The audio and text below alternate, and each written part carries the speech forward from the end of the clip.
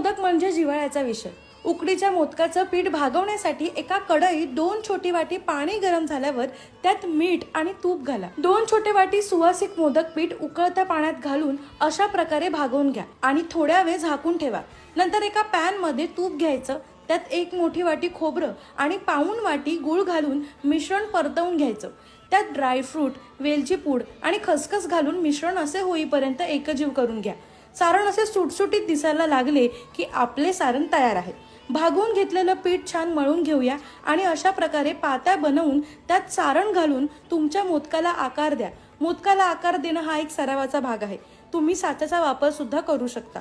मोदकाच्या भांड्यात हळदीची पानं लावून आकार दिलेले मोदक ठेवून त्यावर असा पाण्याचा एक हात मारा आणि झाकण ठेवून 15 मिनिटांसाठी आपले मोदक वाफवून घ्या।